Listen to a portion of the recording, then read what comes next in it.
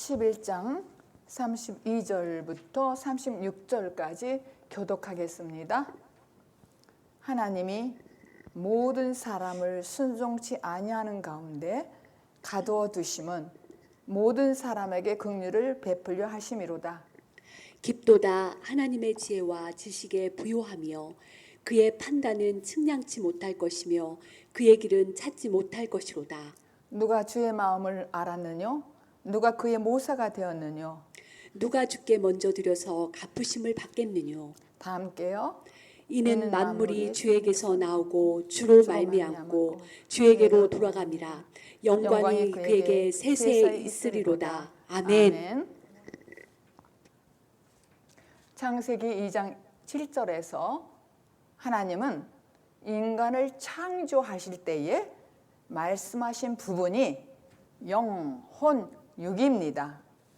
하나님이 땅의 흙으로 사람을 지으시고 그 코에 숨결을 불어넣어서 살아있는 생명체가 되었습니다. 사람이. 그러나 말씀이 살아서 나야 영혼, 혼, 육이 완전한 존재로 만들어집니다. 인간은 생명이 근원이 없으면은 살아있는 존재가 될 수가 없습니다.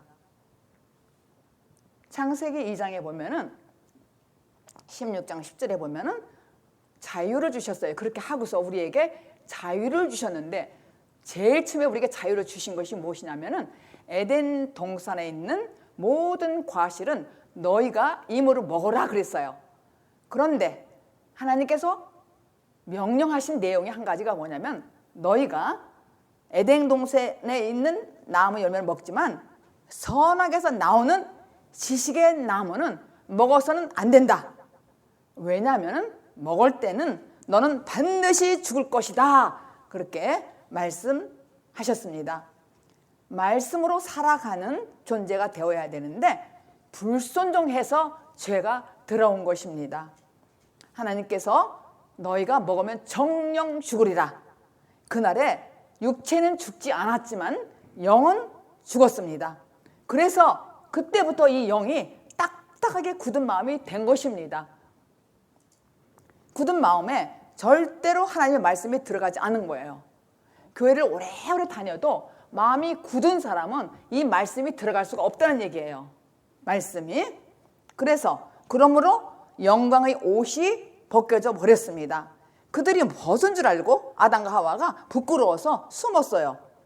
그 부끄러움을 느끼고서 동산나무에 숨었다는 거예요. 그게 창세기 3장 8절입니다. 그래서 흙으로 만들어진 육신은 땅 아래 것만 생각하는 거예요. 우리 안에 하나님의 영이 내가 말씀으로 살아야 되는데 살지 못하면 나는 흙에 불과하단 말이에요. 그러니까 이 흙에 불과하니까 늘 땅의 것만 생각하는 것이죠. 그러니까 하나님께서 우리 인간과 하나님의 그 의로운 관계가 있을 때는 생명이 되어서 하나님이 되지만은 내가 생명이 돼요. 그런데 그렇지 않으면은 하나님의 생명이 여기 떠나서 인간은 그저 흙에 불과하다는 거예요. 생명이 떠나면은. 우리는 그 상태가 얼마나 공허하고 허무하고 절망인지 다 경험해서 알 수가 있습니다. 그 삶을 살았던 사람이에요. 내 안에 거듭나서 영이 없을 때 살았던 삶은 얼마나 공허하고 혼돈하고 흑암이 세월이 살았는지 알 수가 없습니다. 경험을 다 했으니까 알죠? 그래서 성경이 택한 이스라엘을 통해서 무엇을 드러냈는가를 확인해 보겠습니다. 그게 32절을 제가 읽어보겠습니다. 오늘 본문. 하나님이 모든 사람을 순종하지 아니하는 가운데 가두어 두심은 모든 사람에게 긍휼을 베풀려 하심이로다 그랬어요. 그러니까 우리를 가둔 이유가 긍휼을 베풀게 하기 위함이라는 거예요. 그게 갈라디아서 3장 22절 23절에 자세하게 설명이 되어 있습니다. 갈라디아서 3장 22절 23절을 읽어보겠습니다. 그러나 성경이 모든 것을 죄 아래 가두었으니 이는 예수 그리스도를 믿음으로 말미암은 약속을 믿는 자들에게 주려 함이니라. 믿음이 오기 전에 우리가 율법 아래 매인 바 되고 계시될 믿음의 때까지 갇혔느니라. 그러니까 이 성경이 모든 사람을 죄 아래 가둬놨다는 거예요. 모든 사람을. 그것은 예수 그리스도를 믿음으로 말미암아 우리에게 약속을 주기 위함으로 그게 묶어놨다는 것이죠. 그래서 율법의 유효 기간이 있어요. 율법의 유효 기간을 지금 먼저 말해주는 것이죠. 22절에. 그리고 율법 아래 매어진 거는 계시될 믿음의 때까지 오히려 우리를 가둬두는 역할을 하는 거예요. 율법은 믿음이 나한테 올 때까지, 계시될 때까지. 법이라는 것은 예수 그리스도가 오시기까지 필요한 거예요. 우리에게. 그래서 로마서 3장 10절 12절 1절을 읽어보면 기록한 바 의인은 없나니 하나도 없으며 깨닫는 자도 없고 하나님을 찾는 자도 없다는 거예요. 그래서 우리 인간은 100% 병든 죄인이에요. 우리는 다 모두가 100% 죄인이란 말이에요. 병든 죄인이에요. 마태복음 9장 12절에 보면 예수님께서 이렇게 말씀하셨죠. 건강한 사람에게는 의인이 필요 없고 병든 죄인에게 필요하다는 것을 분명히 말씀하셨어요.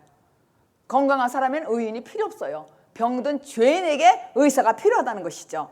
쉬운 예를 들어보겠습니다.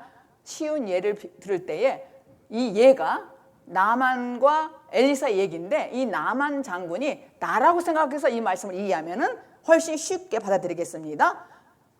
열왕기하 5장에 보면은 아람 왕의 군대 장관이 나만이었어요. 근데 그는 크고 존귀한 자라고 그랬고 또 하나님께서 저를 인하여 아람을 구원하게, 그러니까 나만을 위하여 아람을 구원하기 위해서 그를 택했다는 것이죠. 나만을. 그런데 나만은 용사고 큰 용사고 문둥병자라고 그랬어요. 열왕기하 5장 1절에. 그런데 이 나만은 고칠 수 없는 문둥병이에요. 여러분 문둥병 알죠? 문둥병은 감각이 없어요. 발, 손 다 떨어져도 모른다는 거예요. 그렇게 무시무시한 죄라는 거예요. 성경에서는 문둥병을 죄라고 상징하는 것이잖아요. 그런데 이 문둥병자 나아만이 어느 날 말씀을 들었어요. 하나님의 사람이 있다는 걸, 자기 고칠 수 있다는 거를. 그래서 소망을 가지고 엘리사를 찾아가는 거예요.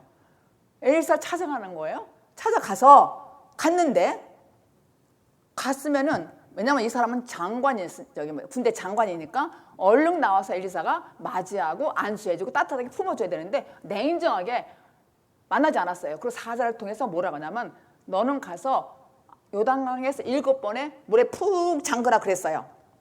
그러니까 되게 기분 나쁘잖아요. 그렇게 되면은 너는 몸이 깨끗하게 될 것이다. 그렇게 했어요. 요구한 거예요. 그렇게. 근데 너무 기분 나쁜 거예요. 내가 지금 기도 잘한 사람한테 갔더니 응답받아서 그 사람은 은사자다, 예언자다. 그래서 갔더니 대우를 안 해주는 거예요. 냉정하게. 나는 장관이고 괜찮게 사는 사람인데. 그러니까 너무 기분 나쁜 거예요. 그래서 엘리사가 기분이 너무 나빠가지고 분노가 난 거예요. 분노가. 그래서 그가 그 분한 모양으로 떠나려고 하는 거예요.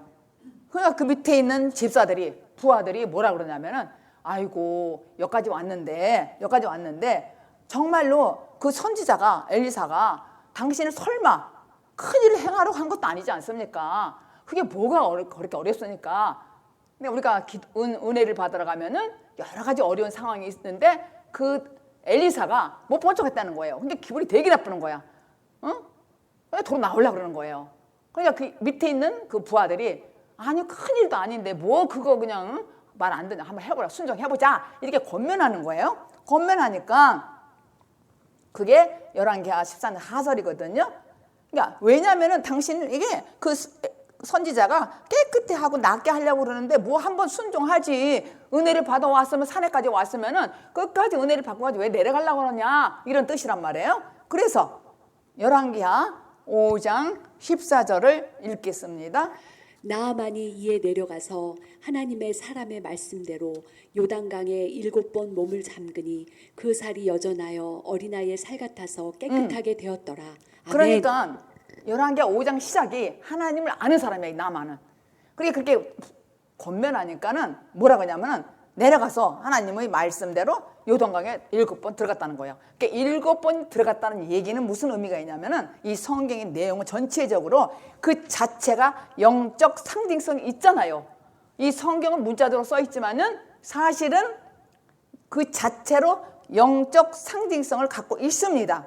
그러니까 요단강의 7번의 그 의미는 무엇이냐면은 그는 군대 장관이니까 얼마나 자기가 잘났다 그러고 의고 하나님 안다 하지만은 잘난 척한 거예요. 이게 교만했던 거예요. 그러니까 7번 들어갔다 나왔다 이렇게 하라는 거예요. 푹 잠기라는 것이죠. 그러니까 그 자아를 다 내려놓고 내가 잘났다고 하는 모든 거 그런 걸 내가 지나친 열정이 있었을 거 아니야. 자기가 장관이고 이겼으니까 싸움에서도 또 하나님이 안아주고 그러니까 자기를 다 그러니까 완전히 물에 잠궈서 씻어라 그런 거예요. 그러니까 자아를 다 내려놔라 그런 거예요. 그러니까 진정한 세례는 거듭남은 그렇게 이루어지는 거란 말이에요. 우리가 거듭나려면은 완전히 물에 들어가야 돼요. 근데 7번이라는 것은 성경의 완전 숫자잖아요. 그러니까 너는 완전하라. 하나님께 그랬잖아요. 아브라함에게도 너는 완전하라. 내 앞에서 너는 행하여 완전하라. 그러니까 이 완전하게 7번 물속에 들어갔다 나왔다 이렇게 목욕하라는 거, 따뜻하게 씻으라는 거예요. 물을 씻으라는 그런 의미가 있습니까? 있습니다. 이 문둥병은 무감각하는 거잖아요. 아주 감각이 없는 사람이에요. 죄에 대해서. 근데 들어갔다 왔다 했더니 해방되었어요. 이 사람이. 이것은 바로 우리가 구원받기 전의 상태였어요.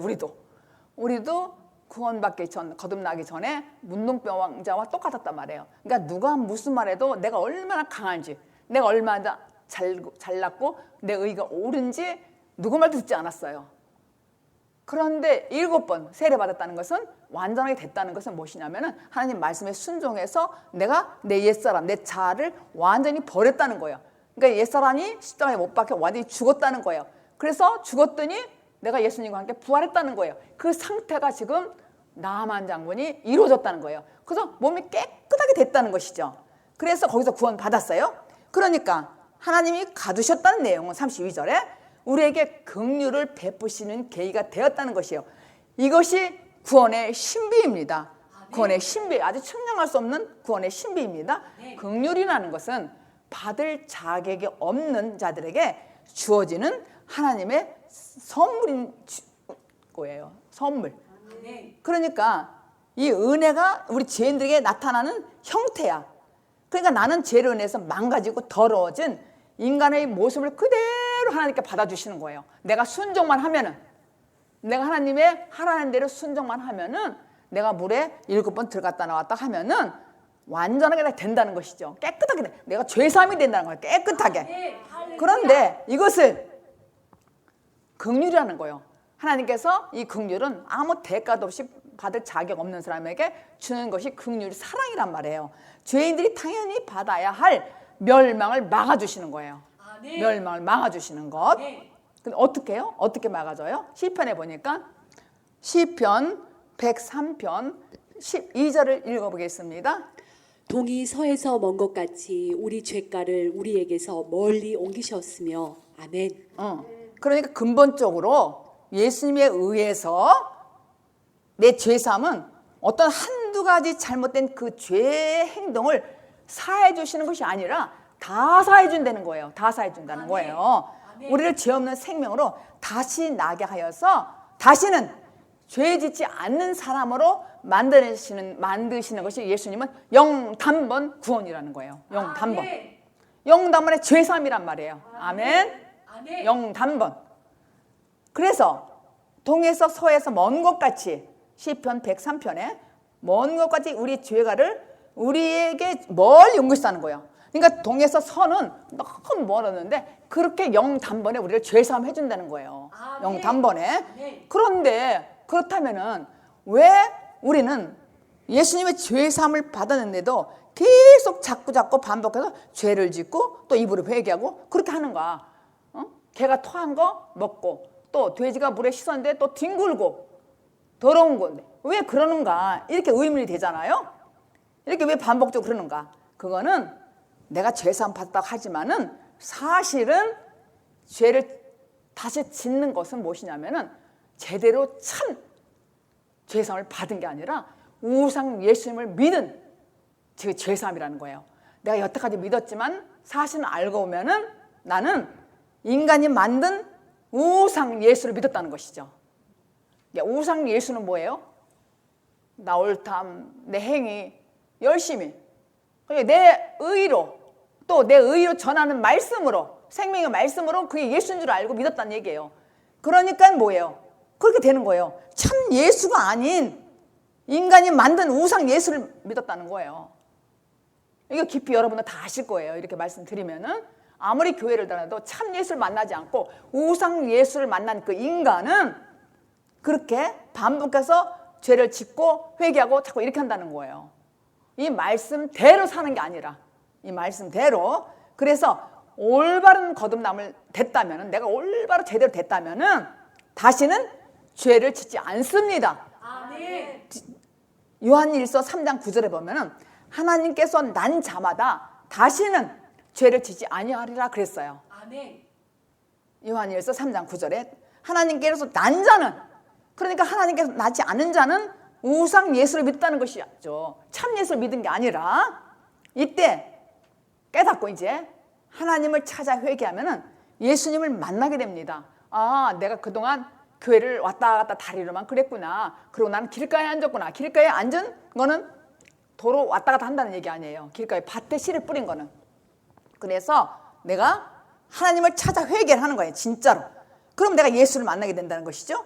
그러니까 성경에 보면은 여러 번 회개라는 말이 나오잖아요. 여러 번 나오지만 모두 참다운 회개로 수렴되어지는 참다운 이 회개는 곧 예수 그리스도를 만나서 내가 예수 그리스도를 만나 내가 새 사람이 되어서 변화되는 것을 말하는 것이잖아요. 그럼 이런 회개를 체험하면 내가 습관적으로 죄 짓고 세상적으로 그렇게 거기에서 완전히 빠져나와서 새 하늘과 새 땅으로 들어간다는 것이죠. 아멘. 참 이게 중요해요. 교회를 오래 다녀도 자꾸만 반복해서 죄를 짓고 하잖아요. 근데 그 사람은 실제로 보면은 제대로 거듭나지 않았다는 거예요. 왜냐하면 하나님 참 예수를 만나야 되는데 우상 예수를 내가 만났다는 것이죠. 그러니까 입으로만 하는 거예요. 하나도 속은 변하지 않았어. 하나도. 그래서 정리하면은 32절에 오늘 본문에 보면은 하나님께서 이 모든 사람들을 순종치 아니한 대로 묶어놨다고 그랬잖아요. 근데 그 묶어놓은 이유는 모든 자들에게 믿음에 이르게 하기 위함이야. 그러니까 우리가 이스라엘 백성이 또 하나님을 알다고만 할 때에, 그러니까 아까 엘리사 이 얘기는 뭐냐면 이름비만 맞은 거란 말이에요. 그 사람이 원래는. 그래서 완전히 그가 물에 7번 들어갔다 나왔다 했더니 완전하게 되어서 변화의 새 사람이 되어가지고 이제 늦은 비를 맞았다는 것이죠. 확실하게. 로마서 1장 17절에 보면은 복음에는 하나님의 의가 나타나서 믿음으로 믿음에 이르게 한다는 말씀이 있습니다. 우리가 믿음을 얘기할 때는 믿음의 근원인 하나님의 의를 말하는 거예요. 하나님의 의를. 그러므로 하나님의 의는 하나님께서 우리와 관계를 맺고 하나님 백성들에게 하나님 아버지가 하실, 성실하게 이루실 그 일을 말하는 것이죠. 바로 하나님의 자녀를 위한 사랑과 은혜로 우리를 믿음에 이르게 한다는 거예요. 우리를 믿음에 이르게 하는 것은 가둬놨던 거, 우리가 다 몰랐잖아, 가둔 줄을.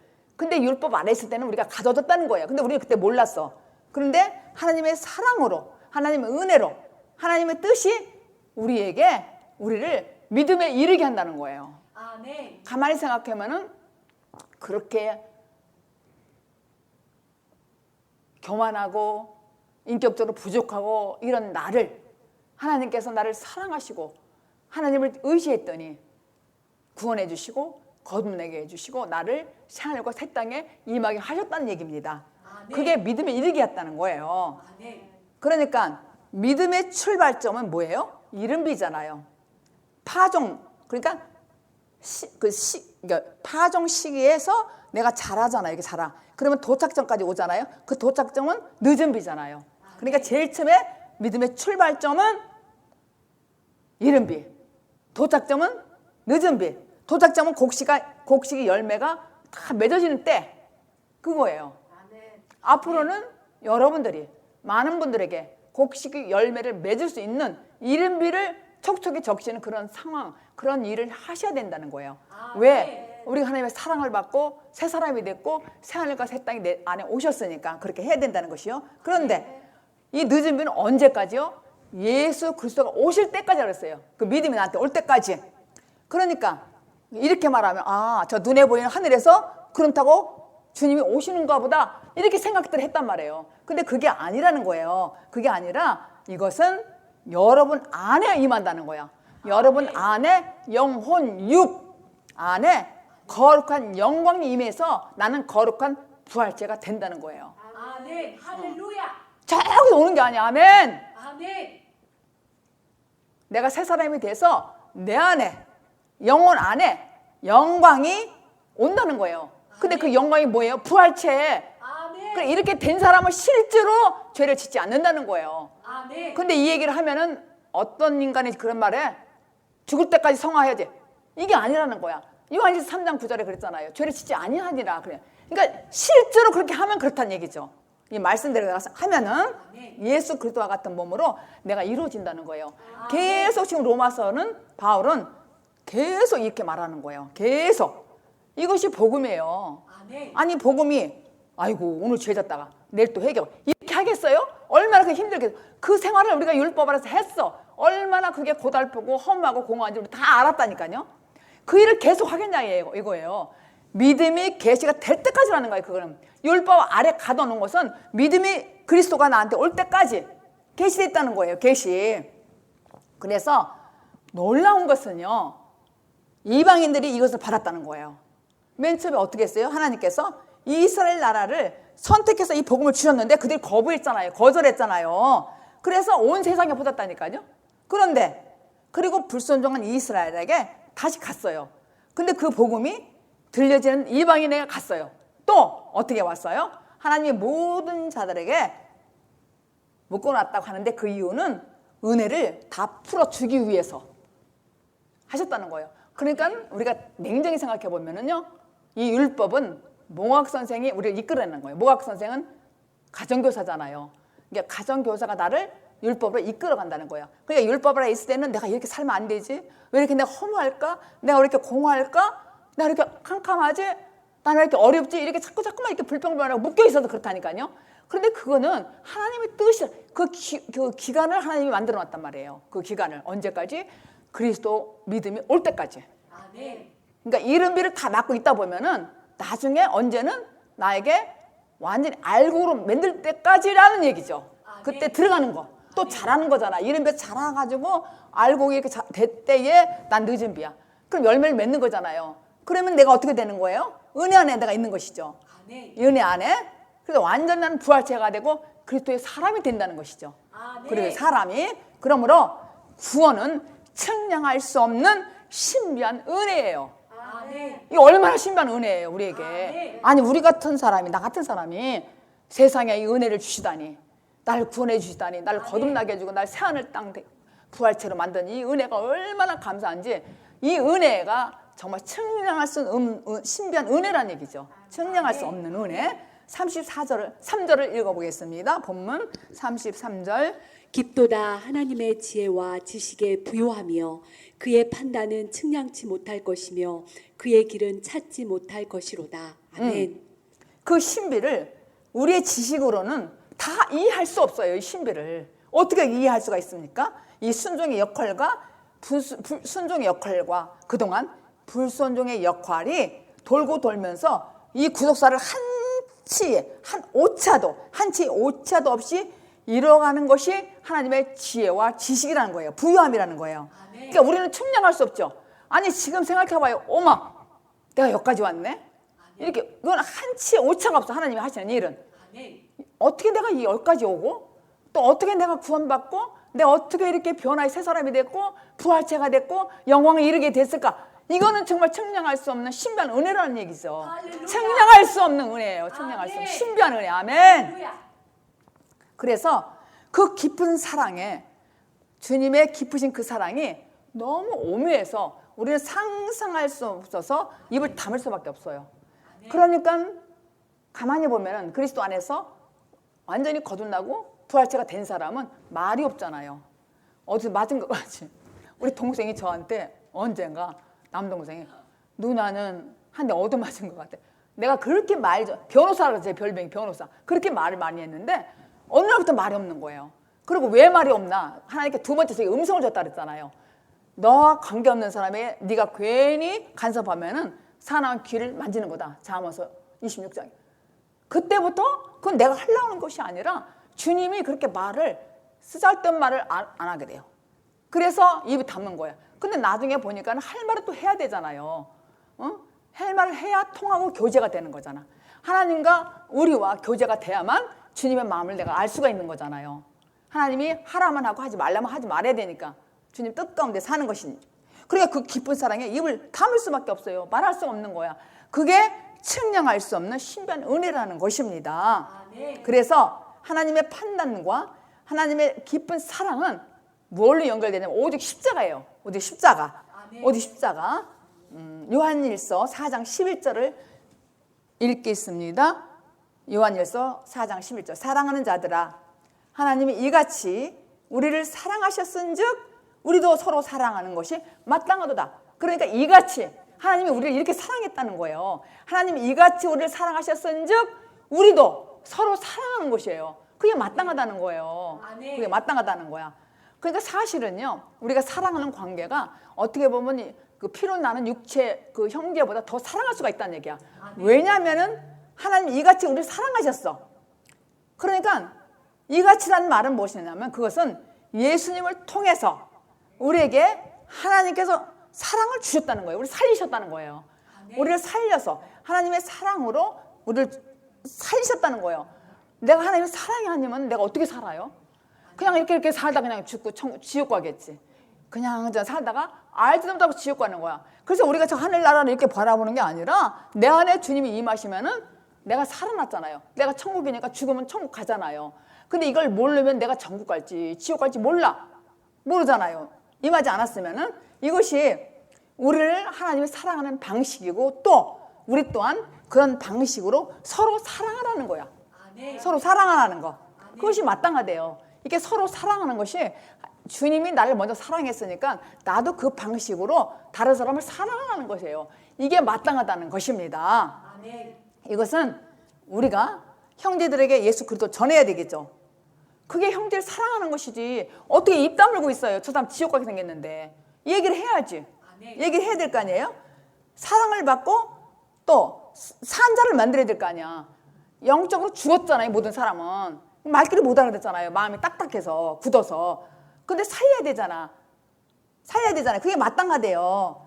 그래서 하나님은 하나님의 사랑을 가지고 우리에게 주시기 위해서 독생자 예수를 십자가에 못 박혀서 우리를 살려냈어요. 그게 이같이 사랑이라는 거예요. 이같이 사랑. 이같이. 이 생명이 곧 하나님의 생명이고 사랑입니다. 34절 읽겠습니다. 본문. 누가 주의 마음을 알았느뇨? 누가 그의 모사가 되었느뇨? 이게 질문 형식으로 그러는 거예요. 지금 바울이. 누가 주의 마음을 알겠느뇨? 누가 그의 모사가 되겠느뇨?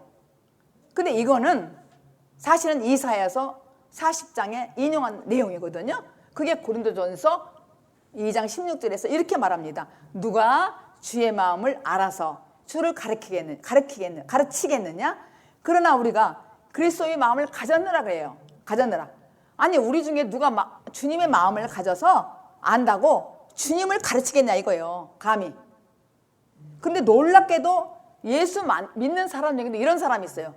뭐 물질, 건강, 내가 성공, 명예 뭐 이런 것을 내 뜻대로 안 되면은 내가 믿음 좋다고 칭찬받던 어떤 사람이 보면은요 순간적으로 하나님 나한테 이럴 수가 있어요? 그럴 수가 있습니까? 하나님 살아계셔요? 이게 가르친다는 거예요. 열심히 믿었는데 내가 병들었다든가 성공하지 못하고 돈이 없다든가 이러면 그냥 견디다 했는데 못하니까. 왜냐하면 나에게 고통 주는 거는 나에게 훈련 줘서 주님이 사랑을 주려고 하는 거거든요. 근데 그걸 불평하는 거야. 그리고 내가 외롭다고 그러고 고독하고 막 이러는 거예요. 하나님 이럴 수가 있는가? 이럴 수가 있는가? 그리고 사람들을 괴롭히는 거야. 이럴 수가 있느냐고. 그 사람은 핑계를 대는 거예요. 그래서 하나님에 대해서 뭐라고 그러냐면 얼마나 오만한지 몰라요. 교만하고 오만한 건 내 안에서 나오는 거잖아요.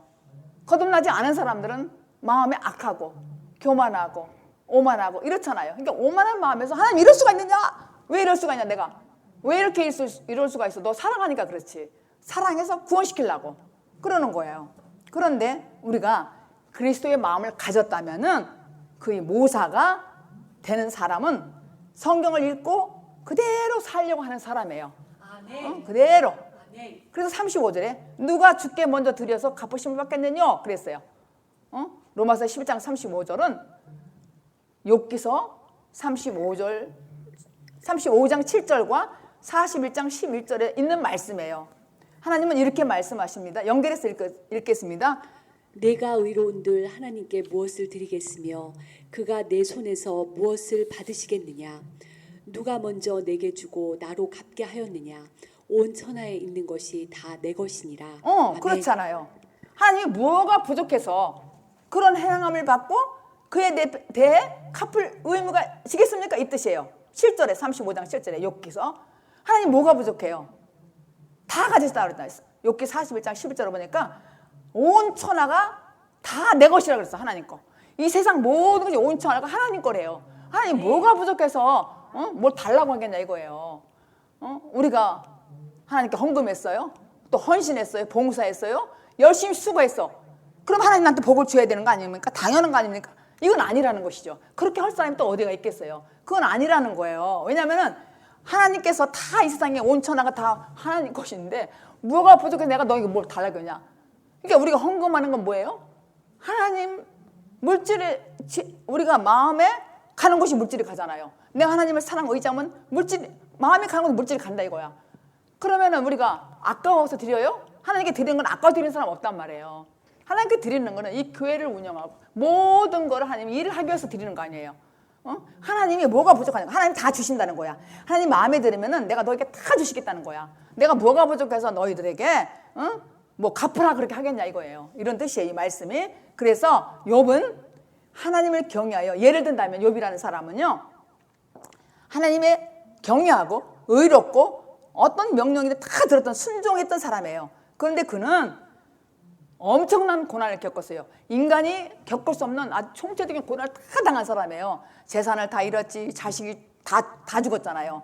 그리고 또 병들었지, 부인은 하나님 욕하고 죽어라. 그럴 수가 있냐, 병들어가지고. 지갑 기와장아를 몸을 득득 긁으니까 하나님 욕하고 죽어라 그랬어요. 그러니까 이 사람은 고난이라는 고난을 다 당했던, 총체로 당했던 사람이 바로 욥이에요. 그런데 그 인내하고 하나님을 원망하지 않았어요. 원망하지 않았지만은 그게 오래 가니까 그 인내의 근본 뿌리가 다 사라져 버렸어요. 어느 날. 왜냐하면은 욥이 자기 생일을 저주했어요. 하나님이 자기 생일을 저주했다는 것은 창조주 하나님을 원망했다는 것이고 불평했다는 것이죠. 하나님을 원망했다는 거예요. 그러니까 속내가 다 드러났다는 거예요. 그러니까 자신을 창조하신 하나님을 원망했다는 것이죠. 그래서 욥은 자신의 의롭다고 여겼던 자기 마음을 회개했잖아요. 아, 내가 정말 추한 사람이구나. 나는 정말 별 볼 일 없는 사람이구나. 그렇게 하나님께서 깨닫게 해주신 거야, 욥에게. 그래서 욥이 어떻게 했어요? 그런 이후에 그는 비로소 자신에게 의로움이 하나도 없다는 걸 깨달았단 말이에요. 그래서 그가 이런 고백을 했잖아, 신앙 고백. 내가 그전에는 귀로만 들었더니 내가 눈으로 보나이다. 이렇게 신앙 고백한 사람이에요, 욥이라는 사람이. 그래서 그 사람은 구속자를 만났어요. 구속자를 만났고 옛사람이 다 죽고 성령이 임한 사람이에요, 욥이. 완전히 고백한 사람이에요, 그렇게. 그러니까 예수 그리스도를 통해서 하나님과 함께 되지 않은 사람, 하나님과 함께 되기 전에는 이 문제를 도대체 해결할 수가 없다는 거예요. 그러니까 하나님과 나와 한마음이 되지 않을 때는 이 문제, 나에게 고난이 오고 고통이 오고 이거를 문제를 해결할 수가 없다는 것입니다. 한마음이 돼야 안다는 것이죠. 한마음이 돼야. 그래서 예수님과 함께 하나가 되면은 더 이상 내가 보상을 바라지 않아요. 더 이상 보상받지 않는다니까요. 더 이상. 이것이 참 믿음이에요. 그 사람의 믿음을 보면은 하나님이 자기 마음에 안 들고 뜻대로 안 되면은 불평불만하고 이렇게 하는 사람은 문제가 해결되지 않는다는 거예요. 그런데 욥같이 완전히 내가 나는 의롭음이 하나도 없구나를 깨닫고 내가 여태까지 귀로만 들었어. 하나님 교회 왔다 갔다 발만 밟고. 근데 나중에 내가 변화의 새 사람이 되고 그리스도가 내 안에 오니까는 내가 이제 눈으로 본다 그런 거예요. 눈으로. 그러니까 이 성경을 눈으로 본다면 이렇게 읽는다는 게 아니라 신비에서 내 마음에서 눈으로 본다는 것입니다. 그러니까 하나님이 온 천하가 다 하나님 거래잖아요. 온 천하가. 그게 41장 11절이에요. 욥기. 온 천하가 내 것이다. 그렇게 하신 분이 하나님이란 얘기예요. 근데 오늘 마지막 본문 36절을 읽겠습니다. 이는 만물이 주에게서 나오고 주로 말미암고 주에게로 돌아감이라. 영광이 그에게 세세 있으리로다. 아멘. 아멘. 그러니까 모든 것은 주에게서 나오고 주로 말미암아 있는 것이다. 결국 우리가 주님께로 돌아간다는 거예요. 모든 만물이 영광이 그에게 세세토록 있으리로다. 아멘. 목적이 여기에 있는 거예요. 그러니까 하나님의 피조물은 우리는 하나님의 영광을 위해서 창조되었어요. 하나님의 영광을 위해 창조됐으니까 어떻게 해야 돼? 우리의 삶이 하나님의 구원을 위하여, 유익을 위하여, 영광을 위하여 우리가 살아야 되겠습니다. 그렇게 살기를 예수 그리스도 이름으로 축복합니다. 아멘. 하나님 아버지 고맙고 감사합니다. 나 된 것은 측량할 수 없는 하나님의 은혜입니다. 모든 영광 홀로 받아 주시옵소서.